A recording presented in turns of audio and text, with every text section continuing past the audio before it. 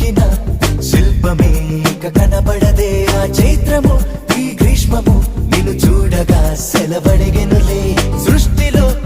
అద్భుతం నువ్వే కదా కాదనగలరా నిమిషానికి